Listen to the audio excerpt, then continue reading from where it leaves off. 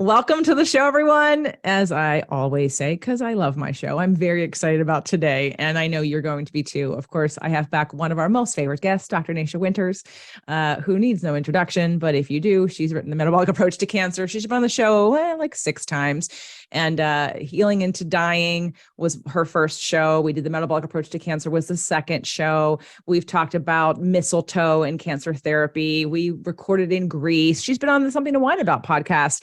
So there's been a few times. If you don't know her, please read the bio underneath this video if you're on YouTube, or in the show notes on the podcast. If you are finding this on YouTube and you're looking for Naisha and you don't know me, hi, I'm JJ, and this is my show. So what that means is I'm going to talk. And in fact, I'm going to talk a lot because I got a lot to share today. That's why we're doing the show. And if you don't like me, I am totally cool with that. If you want more of just Dr. Naisha, you can go to drnaisha.com or mtih.org. Yep. Woohoo! I got it. Okay. And any other place that they can. Those are good. Those are good places. Yeah. Okay, great. All right. So again, check the show notes or all of what's below here on the video on YouTube. And again, no offense. If you don't like me, go find her. She's definitely one to follow, but we're similar in energy. So if you like her, you might like me. Stick around for a little while. Okay, so today's topic, we're going to talk about psilocybin. We're going to talk about psychedelics.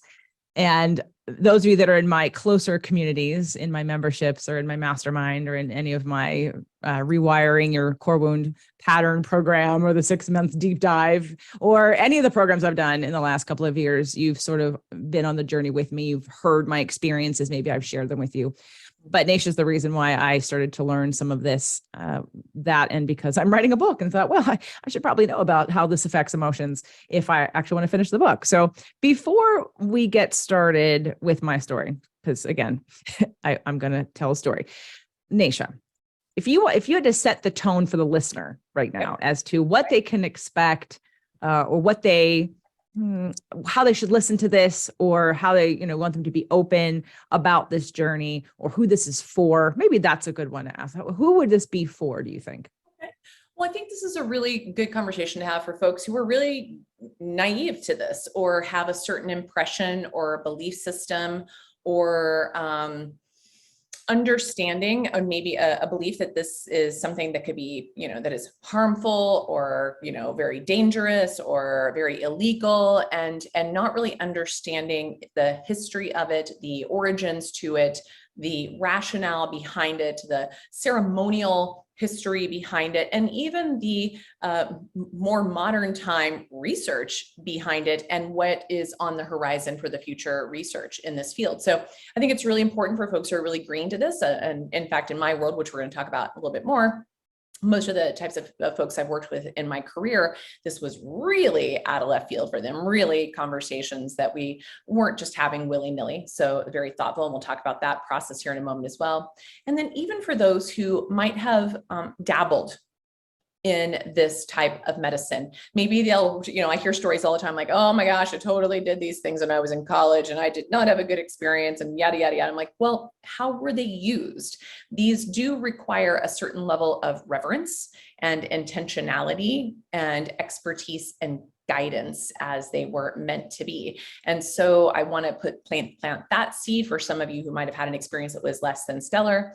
And then also for those of you who find that this is a very integral part of your own healing process, maybe you'll learn a few new things today that you weren't aware. Maybe it'll help validate and help you understand why these might have had the utility they did in your life at different times. So I think we're going to kind of just have a conversation about something that not too long ago, we couldn't be having this conversation.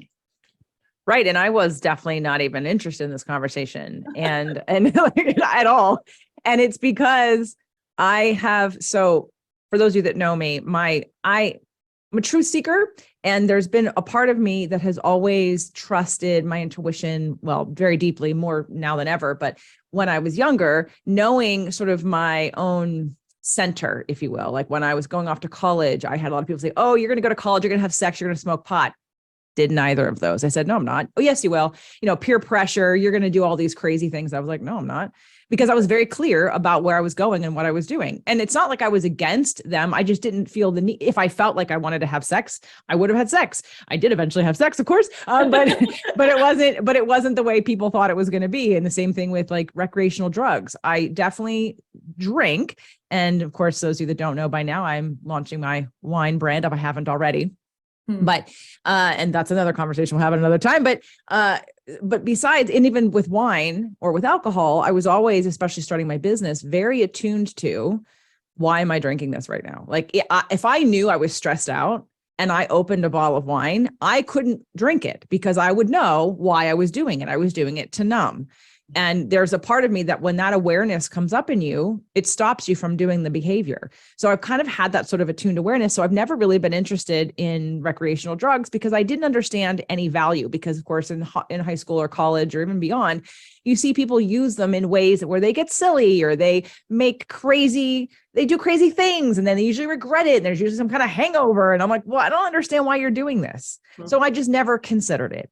So we go to Mexico, and for my birthday, it must have been 2021, I think it was, and met with Nation Steve for the first time and had a wonderful weekend and celebrated my birthday. And what came up in conversation on my birthday dinner was Doug and sort of Doug's anxiety. And, Doug's had anxiety. We all have some level of repression of emotional energy that creates some nervousness that we may have from time to time.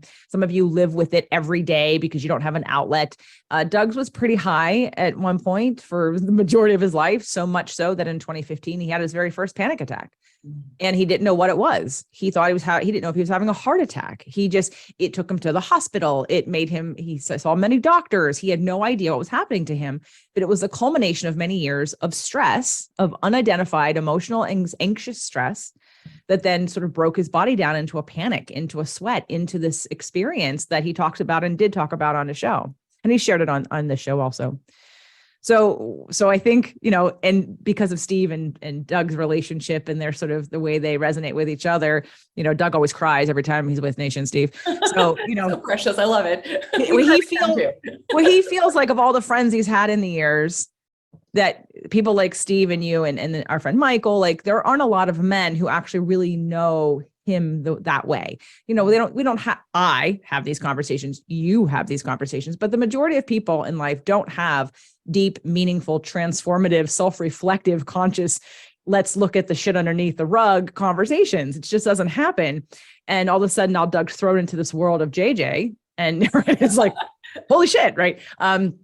So you guys started talking about and I'm going to have you tell this story. So my story isn't an hour long without breathing, but, so you started to talk about, about how you had used it with cancer patients. Yeah. So do you want to tell, you talked about some of the either things you had participated in or, others had, or tell them, the people who are listening, what you shared with us when you started to sort of just very gently plant the seeds. Right. Well, I think if I recall this conversation, we were talking about how Doug had kind of tried a lot of things, all the things. And he was just sort of in a holding pattern. He'd made a lot of progress, but he was feeling still a little bit stuck. I think those were kind of some of the words or the patterns that were described that night. And so somehow that led into the conversation of me sharing in my personal and professional experience that when you've done all the things from counseling, to body work, energy work, to homeopathic remedies, to pharmaceutical interventions, to, major therapeutic, therapies, et cetera. And you're still playing the same reels over and over, and you can't break or shake the pattern, either mentally, emotionally, physiologically, spiritually, biochemically. I have found that once you kind of hit that roadblock, that the proper, thoughtful, intentional application of some of these substances that we have co-evolved with can be of great benefit to create some new neuroplasticity, meaning some new pathways in the brain that allows you to have a different perspective and to be given other opportunities that you can then see a little more clearly and maybe make different choices in how things unfold. So that, simply put, was sort of how the conversation started to happen. And like many people, as we talked about, who is this conversation for? there are definitely a large camp of people who are like, oh, heck no, I'm not doing that. Right. Like the wall goes up. And that night, I think there was definite resistance, not in a, I'm not interested in learning about it, but just like, I don't think that's for me kind of conversation. And as you guys got to know us a little bit better and got to realize that we are not out there, like, I don't know, getting high and trying to check out, what is that, tune in, check out, or whatever that whole old, the mantra of the 60s was all about there. We are very thoughtful, intentional people, and we're also very data driven. My husband and I are very scientifically driven. And so we just started having some really interesting conversations. But to backtrack, I think one of the stories that might have landed to help both of you get a little more curious was to share a little bit of Steve and I's experience. And I don't know if that's the time to go into this. Yeah. There was also, I think what you were also sharing at that time, though, was about some of the patients. Right. Mm-hmm. And you had, that was the first time I think I had heard you say, and I heard it. And again, there was so much going on. We had just met, we had done a couple of podcasts already. It wasn't until last year, I think it was, that I really heard it, because we were in a different place and I was in a different place with even the work that I'm doing in the world. The work has continued to evolve and expand and change. And so and now I've worked with a number of cancer patients and been able to see patterns even more clearly, and to be able to identify blocks and sort of things that work and things that don't work. And where do we pull in different tools that are a little more extreme or not extreme, or how do we shortcut this or make this faster for certain personality types that won't necessarily do this willingly, consciously, with their own choices in life. And then again, there's the other aspect of the things that you can't create with just the way that you think or choose or meditate or whatever. There's another level of what happens physiologically that creates a different perspective. And I'm going to say you're on a different plane of existence, even like a different frequency. So, and it is all brain, because I had started doing whole brain living with Dr. Jo Bolte-Taylor. I used her work in Awaken Your Dream Life, and did stretch people, again, with the things that we could do. There was no substances or anything like that, but understanding how to create neuroplasticity differently and the different tools. There are more than one way to do this, but this is definitely one of those ways that I had not considered. So between you talking about, and I'm going to shortcut, and then I want you to tell your story. The shortcut and the bottom line of what you had said then was that I remember. Mm-hmm. I mean, there was a lot of things that were said. There was wine, was that the cancer patients were losing their fear of death, which means a lot of them would outlive their diagnosis, because it was the stress, it was the emotions. Because when we get together, we talk about, I like to talk about with you, like looking at people and sort of diagnosing the psychological, behavioral belief system things, because that's what I do. And I don't have a lot of people to talk about that with on this level. So I just love having that, because while you're handling also the physical, I'm handling the emotional and the mental and the spiritual. But I'm wanting it from the scientific perspective, but then also the application in a real way that isn't just meditation, journaling. It's the thing. It's like, how do we actually make real change? So you also did talk about your experience. So if you want to share now what your experience was. Well, and I think in sharing my experience, that's what led me to seeing the utility of this in my practice over time. And so way back when, came from a time, we won't even go to that part of the story, but I had recently, at the time of my experience with these medicines, I had been given a terminal diagnosis. And the years leading up to that terminal diagnosis were less than stellar. I was very good at wearing a mask out in the world. I was very good at being the overachiever. I was very good at hiding the reality of my reality out in the world, because it was too big and overwhelming and dark for me to even contemplate. I didn't think that anybody else could handle it either. And the few people that I tried to let in to see what it was that I was experiencing, they couldn't handle it. Even those people that deeply cared about me, they couldn't handle it. And so it was to a point in my life that on several occasions, I tried to take my own life in my teens, and did not have a belief system that I would ever get out of my circumstances, did not have a belief system that I would break the generational traumas and the sort of lineage of my socioeconomic status and the familial patterns. I did not see any other way out. And even the powers that be around me, the family, the people around me, for lack of a better word, the frequency was so low that there was no expectation for me to do anything within my own circle. Now, out in the outside world, I was a hell of a lot of good at a lot of things, you know, in sports and writing and politics and all the things. Like I out in the outside world, I looked like a very high functioning, you know, person, and was, because it was my escape. And so for me, it was the distraction of life. But inside, there was a lot of other stuff going on, and my family of origin, there was a lot of stuff going on. So I tell you that because at the time of my diagnosis, the initial moment was one of disbelief, like who's 19 years old and gets a terminal diagnosis, right? It was just shy of my 20th birthday. So number one, that's the disbelief piece. Number two, they're like, you're going to die. So that was pretty much right there, because there was no even option for standard of care at that time because it was too far gone. Number three, I was uninsured and I was really out on my own. And they basically said, and because you don't have insurance, you can't really go and see all the people and do all the things. And, you know, so it was just all of these, like, you can't. And somehow inside of me, despite that there was that flash, that moment when I thought, what a great opportunity to leave right now, because I go out as a martyr. I get to go out as, oh, how tragic that she died of cancer. Like I was imagining the celebration of that, and that it would allow me not to ever have to go in and look at and deal with what I had crawled out of. And so it looked like the easy button, but instead it flicked something on inside of me that said, you're going to tell me what to do or not to do. And that pisses me off. And I'm going to find some resources for myself, and not to expect it to live, but I also just wanted to understand the why. So that was a critical piece that was happening. And within a few weeks of that moment, I was supposed to have a big 20th birthday party that I was hosting. All my friends from college, everyone who just knew and loved me in all the environments that I worked in and all the people, it was like, this is going to be this big bash. And I canceled it, except for my roommate, Chad, who's no longer living. He decided that we'd have our own celebration because he knew what was going on with me. He was also dying of AIDS, so we could talk to each other really easily about these things. But about, I don't know, 2-3 hours into the night, there's a knock at the door, and this guy and these three guys show up at my front door, the bottle of tequila, and said, what's going on? Where's the party? And I'm like, I canceled it. And I'm like, I'm not drinking, I'm not doing that. And they're like, well, you need to do something else more special. They didn't know what was going on in my life. I didn't tell them.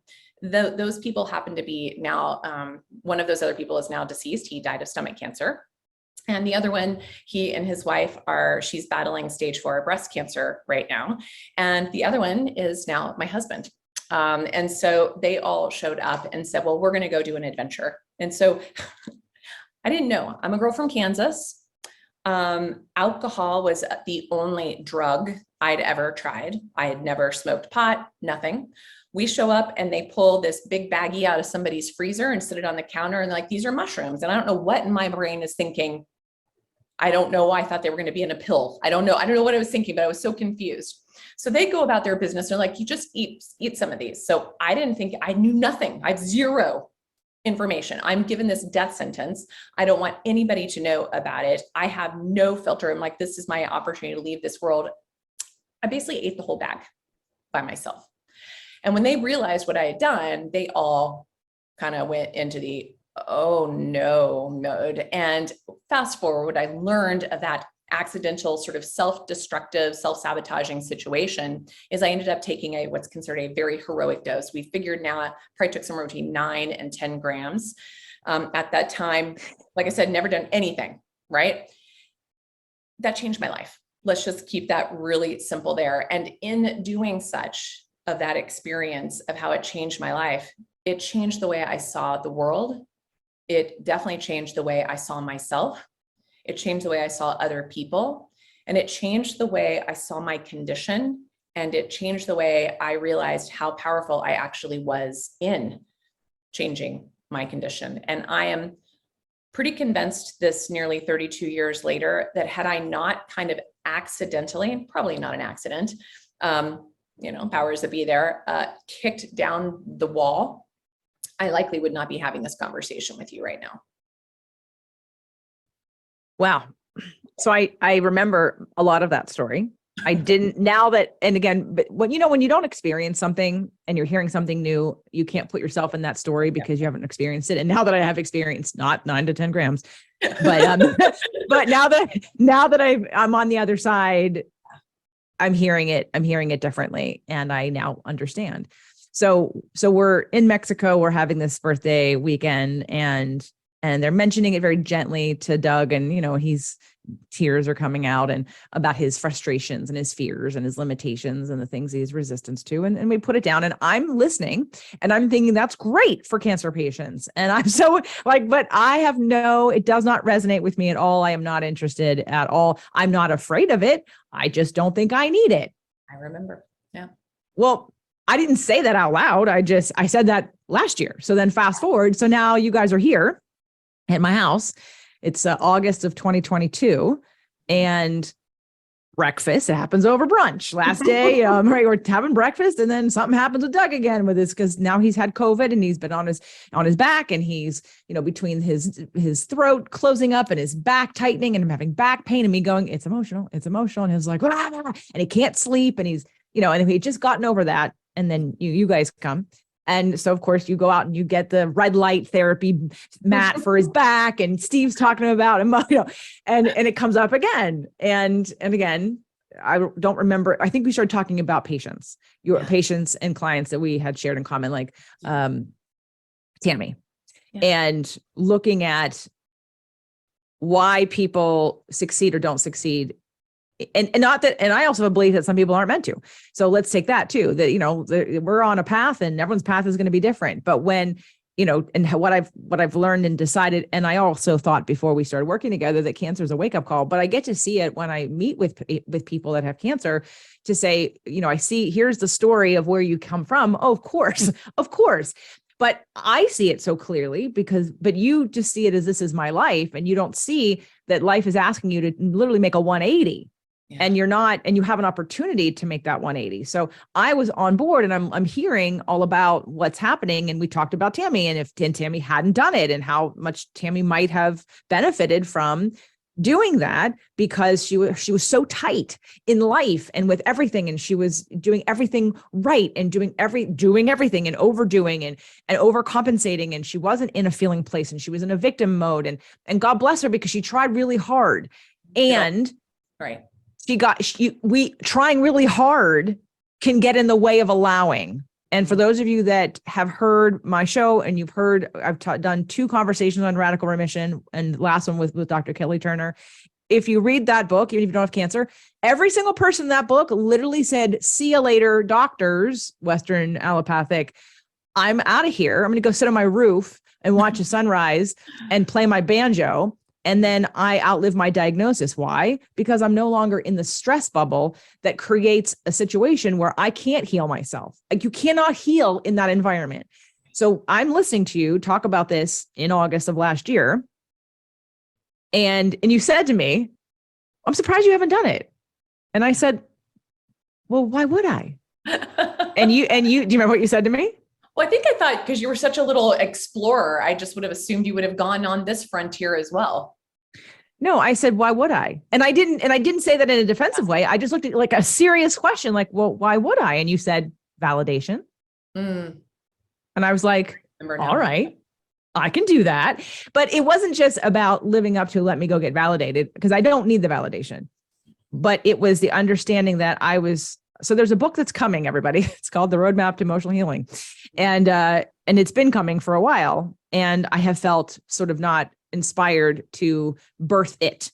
It is sitting there. All the parts are there. It just needs to be compiled and given a little bit of love and a little design. And there we go. And it'll be done. It won't take long when I actually am in the right timing for it. But I thought I was being stuck in that moment because, oh, well, you're telling me that this whole area of study, and you weren't the first person to talk about psychedelics on my show, or psilocybin, because Dr. Eben Alexander talked about it. And I thought, okay, well, I don't know anything about this. I'm going to write a book about emotional healing. I should probably learn a little bit about this and explore it so that I understand a point of view on it. It's not about, because of course, any book or any bit of information in science still has a perspective. It still has a point of view. You don't do a scientific test without a point of view. You're looking for something very specific. You're not just doing some random test. You're hoping to find something positive or something negative about a certain situation. There's still a context. So So that was August. So by, I don't know, maybe a week later, 2 weeks later, I had a tincture of ground up mushroom in some other, I don't know, other things that were in it. But it was pretty weak. It wasn't very powerful. It was pretty calm. But because I was all of a sudden like, all right, I'm on this. And I'm like, where do I get it? Right. Okay. And so I remember taking the first dose. It was a microdose of this tincture. And I did feel, I think we went dancing. Was it that day that I did the first tincture? Yeah, it wasn't a big deal. I mean, I might have gotten a little dizzy dancing, because I was spinning. But otherwise, I didn't feel any different, except maybe like a little breath. Like there was this little like airy breath. That's all I can describe it as when I did that. But it wasn't a lot, and it wasn't a big deal. So then, then there were other methods of getting my hands on another form. And what I want to tell people, because, and Naisha's going to talk about this too. This is a serious subject because it's a brain and mind altering. Is it super dangerous? Well, it depends. And I think that's just like with anything, right? That we're looking at that has more your food, like how dangerous is half the food that we eat, right? But when I had some trusted doctor friends who had some connections to get me another cleaner form. Now I had no problem with what I was taking, but it wasn't really powerful. And I wanted to have an experience. So then I was looking for it. I'm asking around, okay, where can I go do a heroic dose? Where can I go do an experience, right? Because you're talking about like groups doing it and sitting in ceremony. So I had found somebody locally, and she and I met, and they did small little groups. And the next time she was going to have one that I could make was November. So, okay, we're in August and October, and I got to wait till November. So now I'm like, okay, I don't want to wait till November. Not known for your patience, JJ. We can say patience, or we can say passion, because I am a truth seeker. So what else am I doing? Like you give me a task that I've never thought of before, and now I've tuned into it, and now I'm all about it for as much as I need to be. So Doug and I had gone to, after you guys left, we went to Denver. And while we were in Denver, just for a weekend, I was visiting some friends and just went to Denver for no other reason. And we watched at night because we do some Netflix at night or some television. And so I got him to watch the Michael Pollan Netflix series, which is, what's the name of it? How to Change Your Mind. How to Change Your Mind, Michael Pollan, which I've asked him to come on the show, and I'm going to keep trying. I don't care if he says no. But Michael Pollan, so for those of you that don't know, there's a book and there's a video series. It's a 4-part video on Netflix, and Doug and I watched it. And so he goes over LSD first, and they do a whole show on LSD. They do a show on MDMA, which is ecstasy. They do a show on psilocybin, mushrooms, and they do a show on peyote. And then he mentions tobacco in the beginning of it, but he doesn't do a whole show on tobacco. And so I, with just no judgment, completely open, wanted to watch the show and resonate and see what I wanted to do. Now, you had talked about psilocybin. Dr. Eben Alexander talked about psilocybin. So I knew psilocybin was going to be kind of easier to get and probably something, but I just wanted to learn more about it before diving completely in. So I remember watching it, and I went with the LSD. I went, yep, okay, I'd try LSD. And then we went, and then full disclosure, one of the reasons why I have not been at all interested in exploring this is because I have some friends who consider themselves conscious, who they've done ayahuasca and psilocybin and MDMA journeys kind of often. Mm-hmm. We'll talk about that here in a moment. Yeah. And I'm not going to say often like abuse of like every weekend or every day. I'm just talking about having big, even like, and he went to Rhythmia down in Costa Rica and did however many days at Rhythmia, which is a place that specializes in doing ayahuasca journeys, and they have doctors there and they have guides there, and you go and you're checked out, and there's a whole, right. But yet they come and they have experiences, but then they come back and I literally see no fucking change in their life whatsoever. So in my mind, I've got this judgment, which I know a lot of you listening probably also have too, not necessarily of what we're talking about, but of people that I've seen that have done ecstasy or have done mushrooms and have acted stupid and have not changed their lives, or even people who have tried to do it more consciously in ceremony and still haven't necessarily integrated any learnings into clear, obvious behavioral changes. Right. So that's why I was like, I don't want to do it. I'm not afraid of it. I just see that person who never changes. So I don't understand, like, okay, you can have this experience, but whether you change or not is a different conversation. And I can change without having the experience. I don't need the experience to change me. I change all the time. Yeah. So that was why I had some resistance. So as I'm watching Michael Pollan's Netflix show and I see MDMA, I thought, which is going to be funny later when I tell you about the ceremony, I thought, yeah, no, I don't need to do that. I don't need to do MDMA. That doesn't call to me. It's like, I'm not afraid of it. I don't have resistance to it. I don't feel called to do it. LSD, yes. Although I haven't done that yet. I will do LSD at some point. Just because I want to try it. After I watched it, I thought I would like to have that experience. Then he went to psilocybin. And of course I was already on board to doing that. And then the peyote, you can speak to. I said I would do it if I was invited, because of course on the show, they're encouraging people to, and I would obviously recommend everybody who's listening to watch this series, How to Change Your Mind, Michael Pollan. You will have a lot of questions answered. They'll go deep into different studies and the trajectory of how these medicines came to be. And we can talk a little bit about that. Naisha has a good experience with all of that and knowledge of that. So this isn't just drugs. These are, if you look at it, plant medicine is a plant that grows outside that you chew on or ingest in some way that has an effect on you. If you take any pharmaceutical drugs, do not be alarmed. This is not something like, oh my God, I'd never do that. Well, do you take a pill from your doctor? Well, they made that in a lab with a lot of things that are not natural and that actually have side effects that will create problems for you.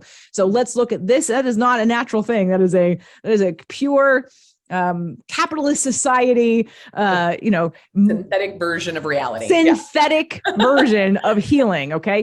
These plants existed before you did. So just to put that in perspective. So I watched this with Doug, and this is August, and then I come back and I'm getting ready for my journey here with the group or the people. And I'm like, okay, but I want to do something before that. Like, there's too much time passing. Like, what can I do? So I asked you, what can I do? What do you think a dose would be that would be something I could do on my own? And you said 1 gram. I said, okay. For you specific, because I know you well enough, because you know your body well enough. I would never make those recommendations to somebody who's green and I don't know them and I don't know theirs. So I want to do my disclaimer right there. No, that's fine. That's fine.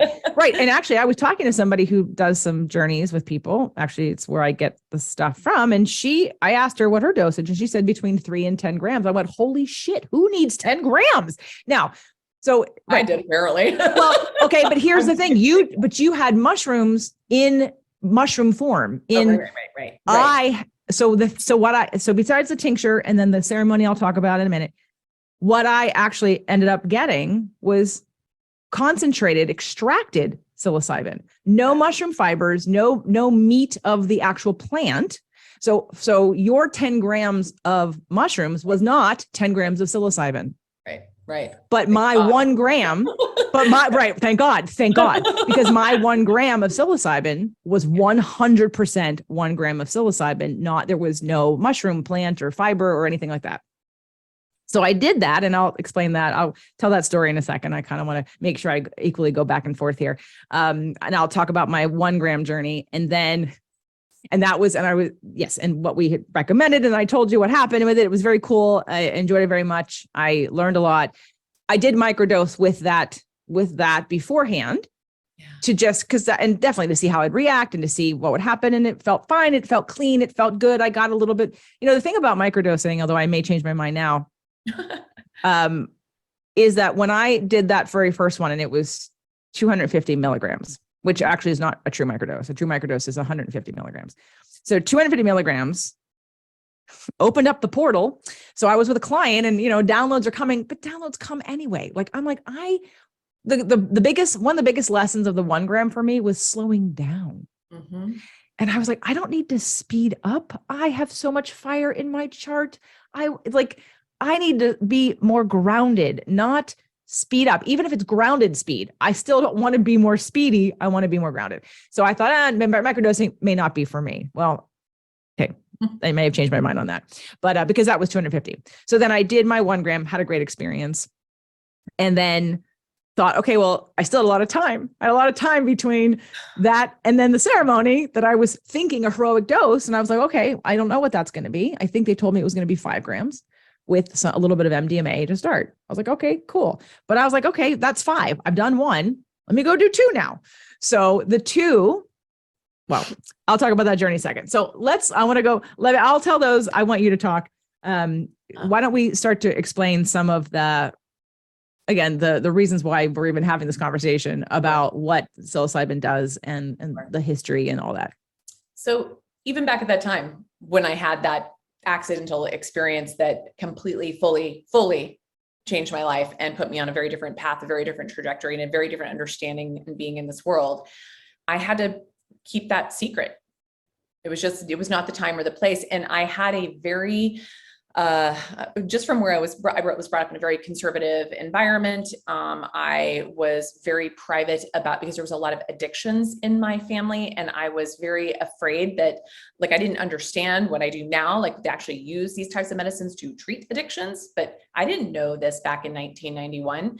There was no Dr. Google. There was no talking about this. The only people I knew who did these drugs were druggies. And I had a lot of judgments around that, and a lot of judgments around addictions. And I had no idea what I was stepping into when I had that experience. And so I also felt very protective of it, if that makes sense, that it was so incredibly sacred.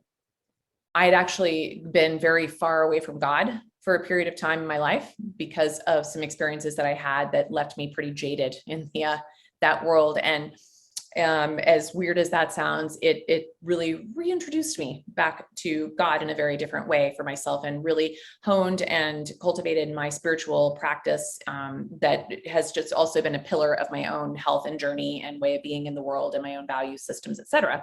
But fast forward, when I was even very quiet, even with close friends, to tell them that I did this, right? Like it was like a little bit of shame or a little embarrassment, or kind of hide it, or they kind of knew, or they were watching and kind of like, is she going to turn into a druggie? And, like, so it was just this weird place. And then by the time I got into medical practice, it was definitely not appropriate to talk about these things in a medical practice environment. That was just absolutely never going to happen, until I started getting lots and lots of patients dealing with cancer who were so afraid of dying that they were no longer living.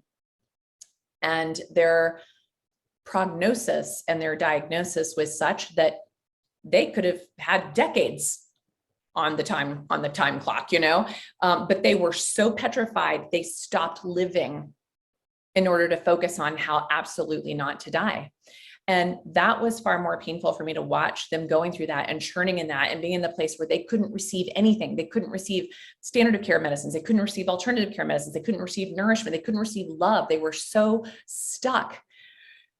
And I knew I could not have the conversations. I mean, this is at a time, mind you, that we couldn't even talk about. I mean, just think about how quickly time has changed. I couldn't even talk about cannabis back at the time. I mean, right. We like underground railroad cannabis medicines for patients to help them deal with the nausea and the pain and the anxiety and the poor appetite. We were like sneaking that in long before, because instead of having a patient on 6 or 7 drugs they couldn't tolerate that weren't working, I knew that there was one medicine that might be able to help, but it was illegal. And this is coming from a person who doesn't even use those medicines, because I have SNPs that make me psychotic on cannabis, on THC. And so I'm not into it. It's not a medicine for me, but I saw the utility of it in my patients with cancer.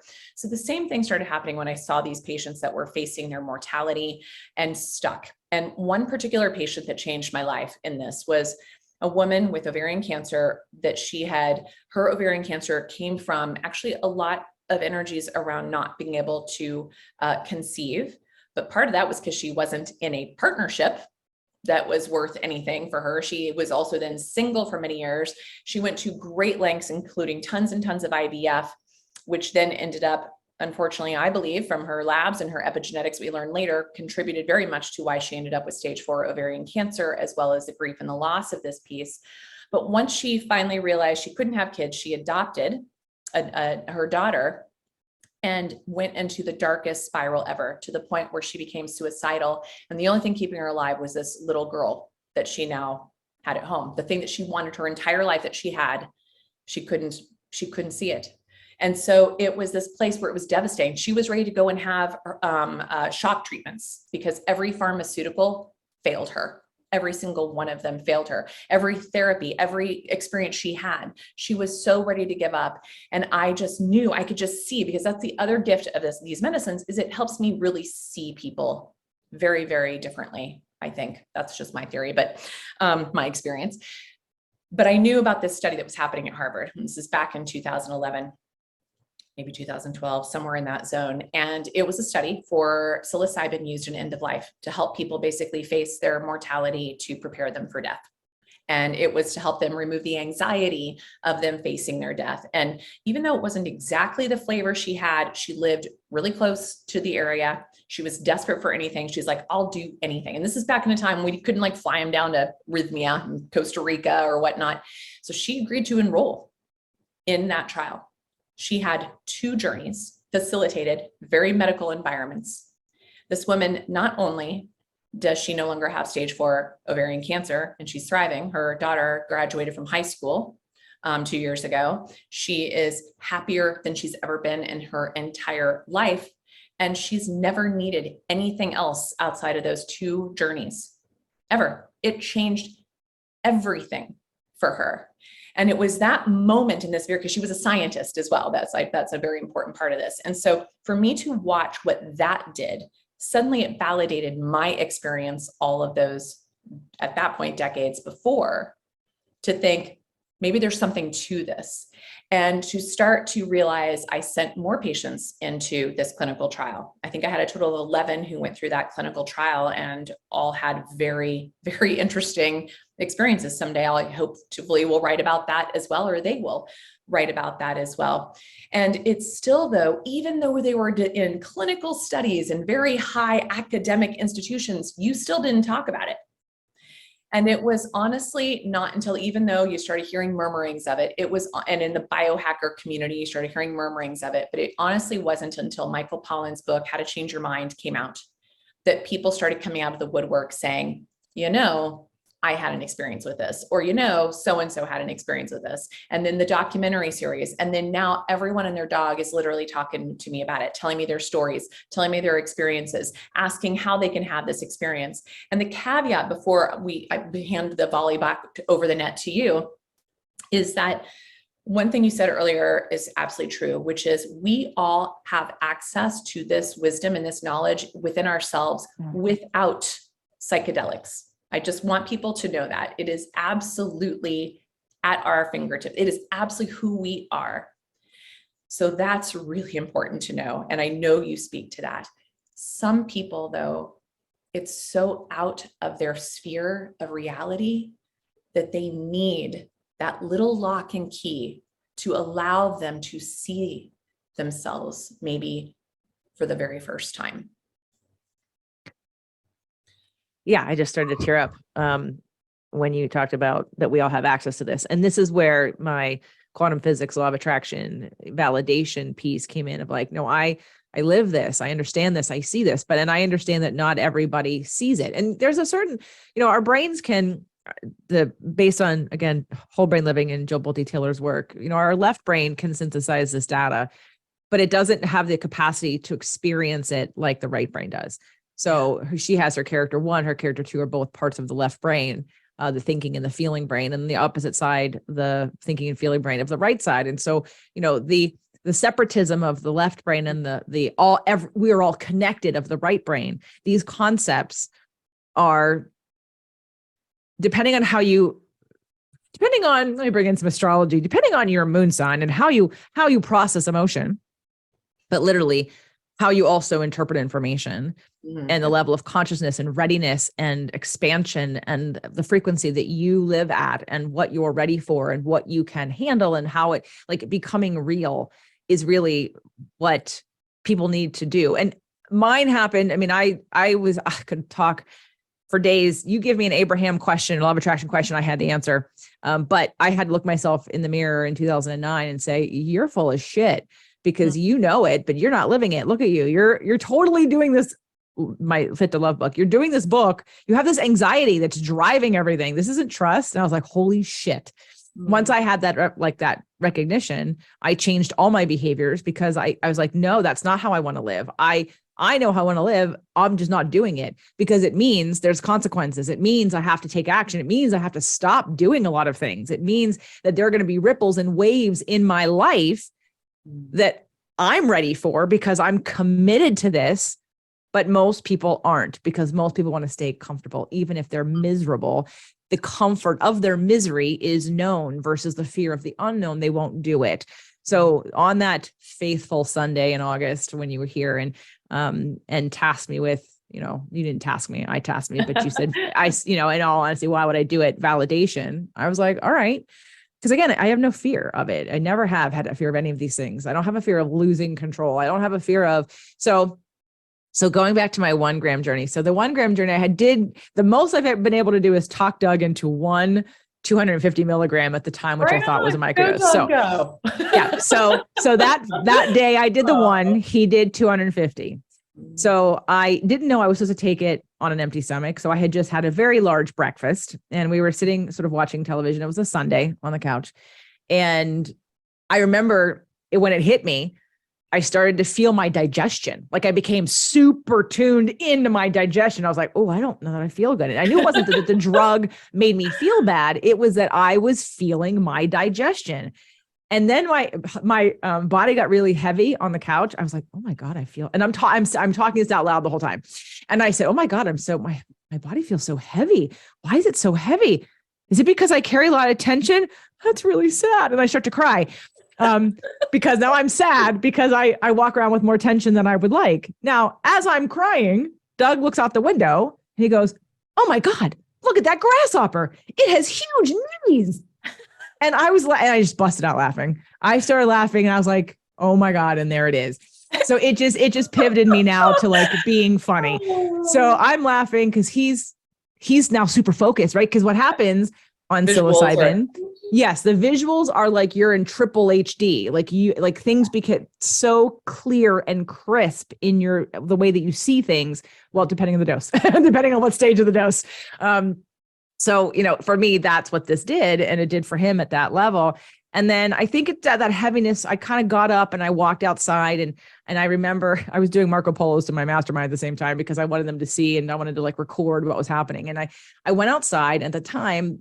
And the wind was probably not blowing any more than it is right now, but there was a little bit of sun and I was mesmerized by my trees and my pool and the yard. I was like, oh my God, there's so much going on in my backyard. I was so tuned in and grounded and in awe of life. Oh, beautiful. And I just sat there on the couch. I laid down for a little bit and I just watched. It's like, and I'm watching it right now. Like I'm looking at my backyard right now. And the difference is I have to force myself to stay focused if I'm looking right now. Then I was so connected to it all that there was no effort. It was entertaining. It was mesmerizing. It was emotional. It was fluid. It was energy. And I was just tuned into it. And so then it started to dissipate. And that's when I started to use that tincture. Cause I remember you had talked about someone starting at a level, then like after a while, like going up a little bit more, going up a little bit more. So I'm like, okay, I'm going to do that. So I took that tincture and I kept doing like a gram of the tincture every couple hours and it did nothing. That's when I'm like, okay, this is worthless. So I actually don't think I did anything more than a gram that day. So, okay. So I was totally awake and aware and not sleepy or anything. And the heaviness kind of went away. That was my 1 gram journey. So I had it amazing. It felt really good. It felt really, really good. And it taught me. And here's what, like I had my ex-husband's friend once. I remember he was a lawyer or he is a lawyer and he's a Gemini, super anxious, did no drugs or alcohol at the time. And that's not saying that's a good thing or a bad thing. But at one point, and don't smoke pot, I said to him, dude, do you need to like smoke some pot? Just one time. And the only reason why I want you to smoke it one time is to understand the level that you will then work to get to on your own without it. Right. So I had that years ago and I'd said that to more than one person. I'm like, you have to calm down. And I know you don't know what that means. So maybe do something to get you there, like chemically, and then work at whatever, meditating, to get a slowing down of it. So you know what you can obtain. Right. So you know what that feels like because you have no clue. Right. So that was my 1 gram. And that reminded me. So from that, I was very focused on grounding, more grounding, not in a grounding, go stand outside kind of way. Yes. And energy grounding, simplifying, focusing, acknowledging my breathing, my presence. So all of it. So that was a really great first experience on, that wasn't a microdose. And then fast forward, now we go to my 2 gram. Right. So I'm thinking the 2 grams is going to be like, I don't know what to expect on my 2 gram, but now I know, don't eat before you do it. So I take the 2 and I'm watching the time, and I didn't eat, but man, was I getting hungry. So it took about an hour to kick in. And around 45 minutes, I was like, shit, I got to eat. Cause if I don't eat now, it's going to be hours until I eat. So I'm going to eat now. So I went and I ate, and I came to this office, which looked different at the time. And I sat down. Last time I did it kind of was outside. This time I sat down in my office, and I have a picture of New York City back in 2000, because that's when I moved, because the Twin Towers are still on this picture. And the picture was up on the wall. And I just sort of sat on the floor. It was sunny. Sun was coming in again. It was a Sunday. I had the whole day set, and I had Doug at like ready and willing at any time to be there for me. Okay. He wasn't doing anything that day. He wasn't joining me. He was just babysitting me.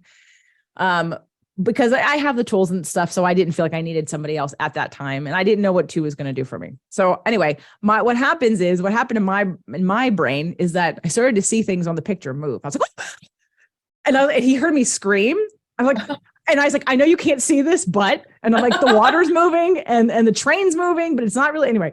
And so I got really excited about what I was seeing, because now my eyes and my brain are starting to change what I'm seeing. And I think that 2 gram journey had levels. I could even, and I won't describe them all here, but they were levels. The first level was this sort of conscious state where my eyes started to see things differently. I even saw the striations of the air.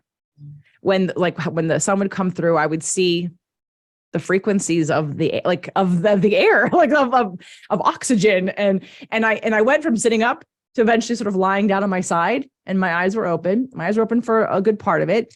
But then my eyes got heavy. And as I started to close my eyes, because when you watch, if you haven't, How to Change Your Mind, the one thing I didn't like about that documentary and the clinical trials was how clinical it felt. Yeah. I didn't like how everybody was in a room that had no windows. They were lying on a bed with a mask on their eyes, and 2 people there with notepads and sitting in chairs. I'm like, ooh, ick. No, I don't want that. That feels like I'm trapped. I don't want to feel trapped. I want to feel free. And I remember you telling me stories of people and doing it outside. I'm like, yes, I want to feel free. I want to feel connected. I don't want to feel trapped. So I didn't have anything covering my eyes. But at some point it got heavy enough that my eyelids closed. And eventually every once in a while I kind of like pry them open to see. And again, now we've gone to it's not fuzzy. It's just, you see many different layers of existence. So, and when I close my eyes now, and I had this music, I was working with someone on some, let's say, lower chakra stuff. Okay. Like some vagina steaming, some like hormonal balancing stuff. And she had recommended this one song, this one artist. And so she gave it to me, and I'd listened to it one time, but really didn't do anything with it. So I thought, I'll put that on. So I put this song on. And then I don't even know what happened after that, because there's only like 4 tracks, and it went on for 5 hours, and it perfectly guided my journey with the music. So that way, when I closed my eyes, it's called soul merge. Mm-hmm. So when I closed my eyes, I mean, there was so much going on. I now got the whole like eye mask thing. I'm like, oh my, not that I wanted eye mask, but there was just so much going on. It was so colorful, and it was so movement. And anyway, and again, that was probably like level 2. And then at some point I got really cold, and I asked for a blanket, and then I got really cold. I moved to the bed. Doug moved to the bed. And again, anyone that's interested in hearing more about each part of my journey, and everyone's journey is different, but I will say, here are the highlights besides what I just said. So when I was really, really cold, when I got to the bed, I did feel things in my body, and I was waiting for, when you said validation, I thought, okay, there are some things I'm concerned about, or things that I doubt, or things that I want that I don't have. And I guess I'm going to know now if I'm going to get them or not. And in my journey, I physically felt them as reality. And I was like, okay. And even though I didn't have a breakout of crying, I was at times laughing really hard because my chest hurt the next day. But tears were coming out, but not in a hysterical, I wasn't there. In fact, it was very happy. It was really, really rich of what Dr. Jill Bolte Taylor calls her character 3. It's the right feeling brain. It was like all colors, all emotions, all joy, all things, but it was beautiful. None of it was scary or bad or felt wrong.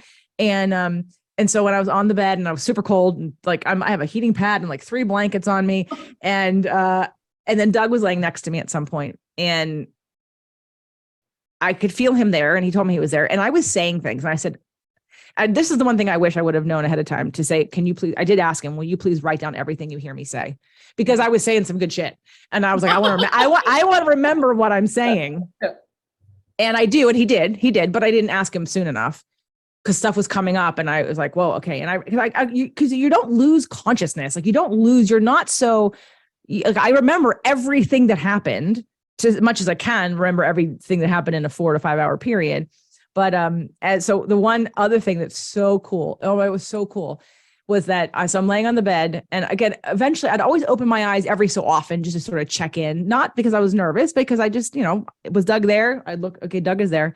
He went to kiss me because he was going to leave the bedroom, and as he leaned over, my eyes were closed. As he leaned over, before I opened my eyes and knew he was there, because he kissed me first, and I felt his love. Like if you could imagine being shot from a dolphin's sonar into your heart and having the vibration or reverberation, I felt that reverberation from him of his love for me. And I was like, like, I mean, not orgasmically, like, oh my God, it's so much. I feel your love. And he kissed me on the cheek and said, I love you. And I was like, oh my God, I really feel that, like in a physical, in my body, every cell vibrating kind of way, not in a, oh, that's nice, or it feels warm and fuzzy. Like it moved me. Beautiful. I love it. It cellularly changed you. It cellularly changed me. And I'm like, that is the coolest. Now I understand how animals know me. Like and children. Well, because when you feel this intense love for somebody, whether we're able to, there's nothing different that he did. I was in a place to receive it differently. Exactly. I think you just nailed it. You were able to receive. You were able to receive all of the gifts of who you are and the world around you. And even though you had a million tools and had been on this path for some time in the healing arts, it took it to another level for you. It just helped you even realize, literally, like you talk about it, like it's one thing to be intellectual and tangible about it, but to integrate it and feel it and to just have the knowing of it. What a powerful experience. And I think there's a lot of people who you can't, like even people listening right now would probably be like, I don't even, what are they on it right now? What's going on here? No, we're not on it. No, we're not on it. No, but I think that that's the piece here, is that the way I've understood it for myself and have had other people share it with me. And I feel like we haven't had this conversation specifically, but I feel like it would resonate with you, is that it helps us remember where we came from and who we really are. And that's pretty powerful, and that it really dissolves the polarities of the world around us. It really dissolves a lot of the self-inflicted conflict that we impose on ourselves and those around us. It changes things so that you can be receptive for whatever reality you choose and for whatever healing you choose. And that's really beautiful to me. And one of my favorite stories, which I think ties up around this, is there was a study, and I can't remember the details. I'll try and find it so you can post it to this, but they brought together a rabbi. It sounds like a joke, right? They brought a rabbi and a priest and Right. a Buddhist monk, and I'm terrible. I've forgotten the name for the Muslim spiritual leader, but they brought all of them into this study, and they had them all take psilocybin, and they recorded their experiences and all came back together. And it's like, it just makes me emotional just thinking about, like, they all had the same experience. They all recognized God at its absolute essence. It was mind-boggling for each of them to even be able to connect with and see something. And I just thought it was such a profound, I'm sure if we Google it, we can probably find it right off the bat here, but that really left a resonance with me, and hearing that, and then hearing from now that patients are talking about these experiences. And I've had the ability to be with colleagues of mine and patients who have embarked on this journey in containers, where I've also seen where when people say, well, it can't cause harm, I have seen where it can cause harm. You have to be as ready as you can be. You need to be guided. You need to be facilitated. You need to have your own wherewithal to know if you're a candidate for it or not. We do need more screenings for people because there are certain psychiatric disorders that are not appropriate for these types of medicines. There are certain levels of trauma that unless you have someone who can really guide you through this, you really need someone who's skilled and trained in this. You need to maybe focus in one medicine or a layering effect of medicines and a much more not a bunch at times. So we just had an experience with a bunch of doctors actually, where it was a pretty intensive 3-day journey of a variety of these medicines. And I think any one of the people in the group would have said that one day and that one medicine would have been plenty. And some loved the entire experience of taking it all in, just showing the difference of our constitutions.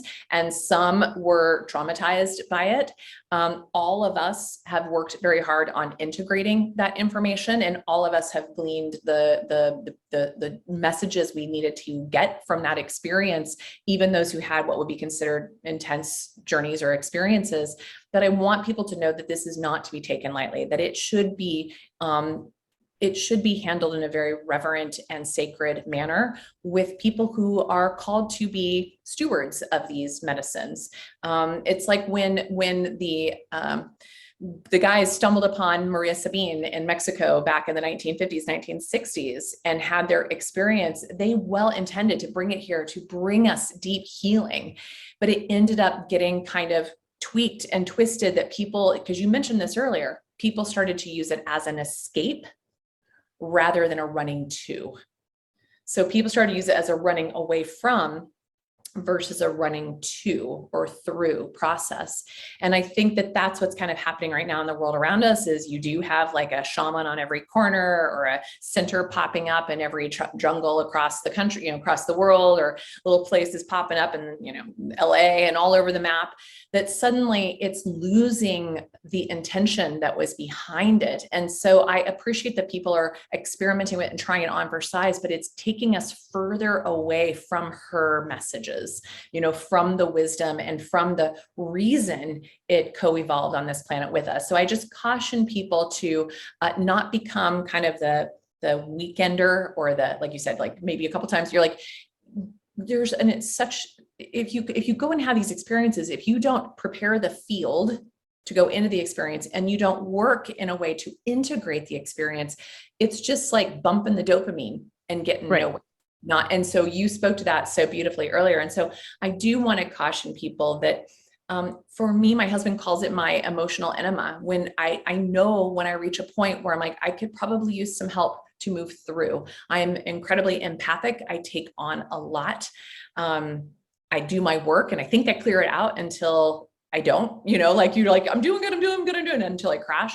And so it's a medicine that still comes into my life in a different form and fashion over decades, over 3 decades now. And it's become a very powerful tool for me, but I don't take it lightly. I'm very, very respectful of it. And I'm very, very conscientious and cautious of who and where I utilize this medicine. I don't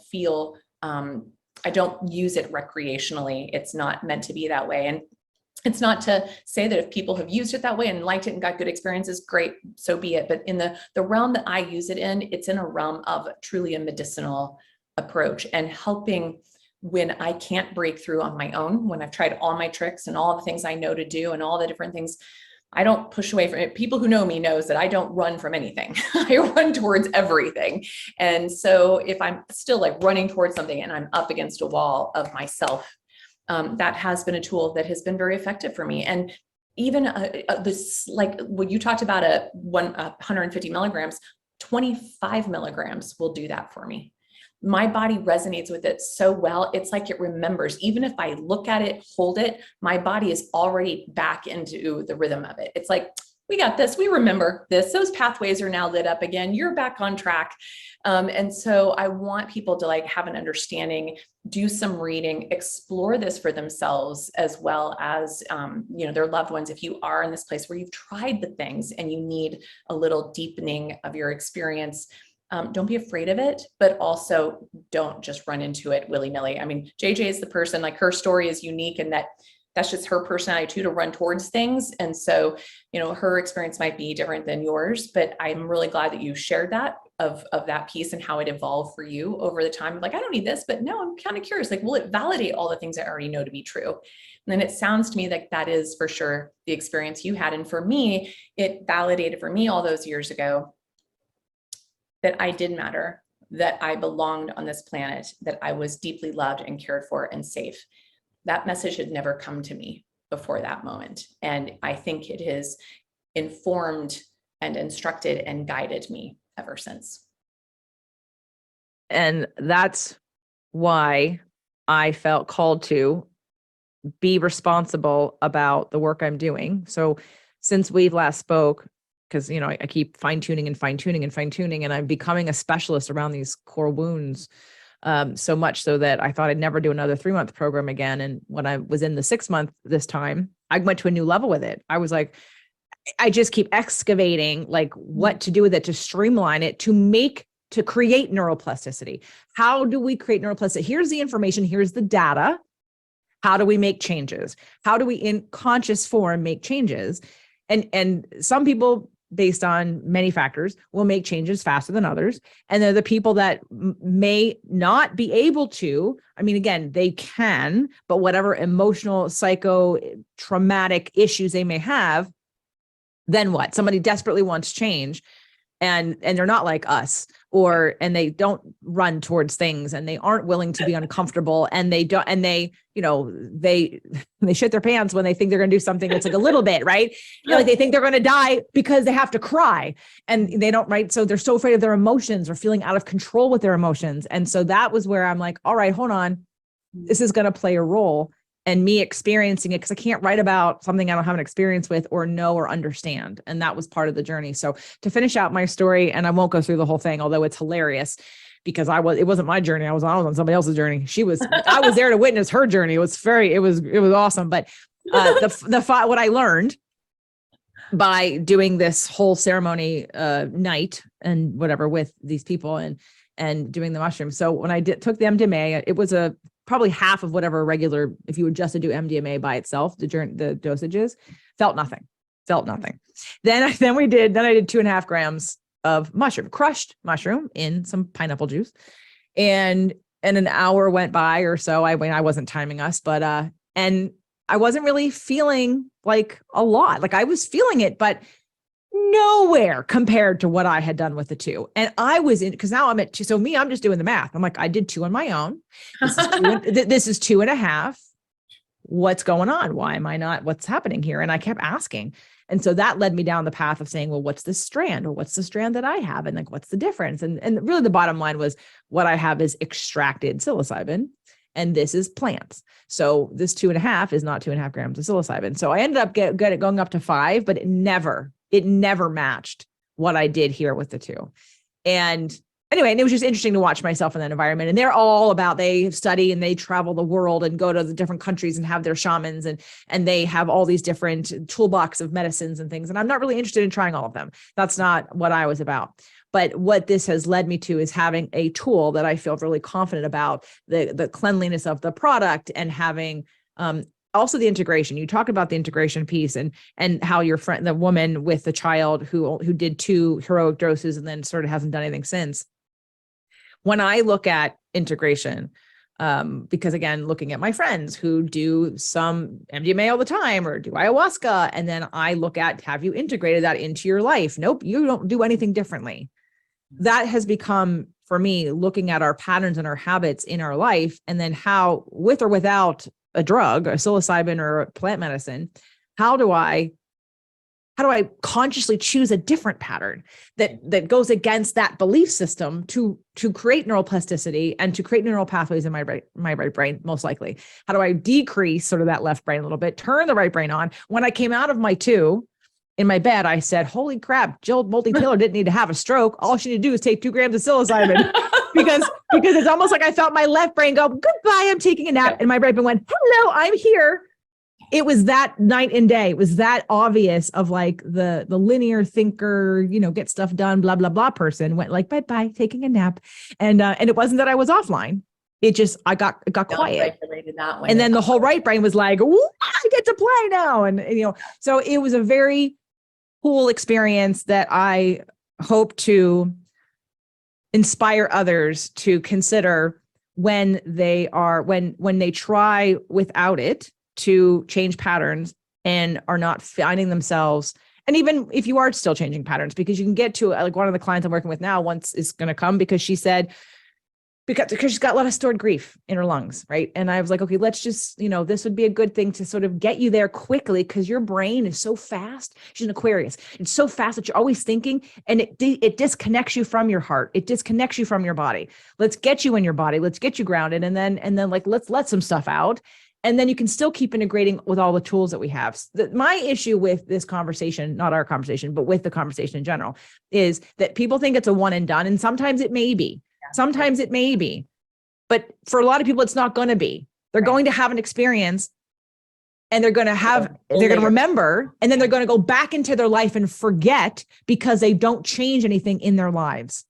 And I think I'm not like that, that, and everyone knows that. If I have an idea, if I see an awareness, I will change it right now. But the majority of people don't do that. And so I also just wanted to share my experiences and have Naisha kind of talk about this, because I just want you to recognize that while we're in favor of and think there's a lot of benefit for a lot of people and some transformation and just really fast neuroplasticity that can happen, be mindful of that. You still have a responsibility to yourself to keep those lessons alive and to finish out that reintegration in your brain by changing your patterns and behaviors on the back end from what you learned. So I have my list of things that I said, but I know I've heard from other people that said, God, I wish I would have done it with someone who would have been able to help take me deeper, or to uncover or to unlock things that I didn't feel comfortable saying in front of other people or whatever. So just make sure that you do your homework, you do your research, you really thoroughly plan out and know what your goals are and what you're up against, and that you have a plan on the back end, that this integration piece is not an option. It's to honor the everything that you're doing, and to make sure that it isn't in vain that you had this one experience that may, without anything else, change you a little bit, but take it, respect the whole process enough to allow it to continue and get what you learned and do it. So what else to finish out this conversation do you want to tell people? I think you covered it. It's like, you took them through a journey of if you want to, like you talked about, like an excavation, it's like you took the excavation, now you're building a new foundation, a new structure, and the opportunity is there. And I think I even had that one experience back when I was on my 20th birthday. That would have been a one and done and would have taken me very far in life. And these moments when I've tapped back into it have been when I have been in a different place in my mind, my body, and my spirit, and even my physical location and other things. So it was at a place where I met myself in a new place. I wasn't going back to the old place ever again. Like, I am not the person I was before that moment when I was 20 years old. I will never be that person again. And so each of these times I've incorporated this at different times in my life ever since then. It's transformed me to not go back. And I use this term a lot with my patients. You do not want to return to the soil in which you got sick. And so in those moments that it's time to pluck a few weeds, get in there and dig around the soil a little bit, amend it, and move forward to plant something new, these are opportunities. And there's many tools in which you can do that. And one of them can be the application of well thought out, well supported psychedelic medicine. So I think on that's all I have to say. And may you have a beautiful experience if you are new to this, if you are seasoned with this, maybe having a different awareness of how you can go in and meet this medicine and how this medicine can meet you. Thank you so much for being willing to have this conversation with me. I guess maybe one thing we do need to mention is that it isn't illegal everywhere, and there's been an active decriminalization. So there are states that it is legal. And people are working tirelessly, if you watch How to Change Your Mind, of changing the legality around it. Even if it's not going to become legal, it's decriminalized. So it's not, it's not going to be Yeah. And they're even getting trained, they're even training physicians on how to facilitate these medicines. I've got some colleagues that are in a training program this week and a whole group going to another training program in Denver next week. And this is happening. This is becoming part of standard of care medicine, folks. So it's not going to go away. But I think that we want to be mindful not to turn it into like, take this pill and not do anything, not take a proactive, personal approach to it. So with that being said, don't let the spirit of it be lost in the midst of it becoming more accepted and normalized in our culture today. So, yep. And then just one more thing, because I don't want to put this on another show, microdosing. Microdosing has an ability to create new neural pathways also without sort of that high experiential need to, right, like put you in a different state. And that again, so there are different ways to do this. The microdosing is one, and then heroic doses. And so obviously you want to do your homework, do your research, figure out what you need, work with somebody. And I just want, for those that don't want to do some big like crash into or expansion, but they want to sort of work their way in. That is because I've talked with many people and even other doctors that don't do any of this on my show. And I said, look, if I have the choice between if someone's being prescribed antidepressants, I mean, that's going to wreck your gut. I'd rather somebody, and it's not going to create new neural pathways, it's just going to block ones. So I'd rather you be taking some plant medicine and creating new neural pathways that over time will eventually change the whole thing, and it won't wreck your gut in the process. And it's a natural plant medicine. So, but I would love to see that become standard of medicine instead of antidepressants, that they would recommend microdosing. Let's hope. I know. Let's hope. So. Okay. Dr. Naisha, thank you so much for being here. Thanks, JJ. You rock. Thanks, everybody. Thanks.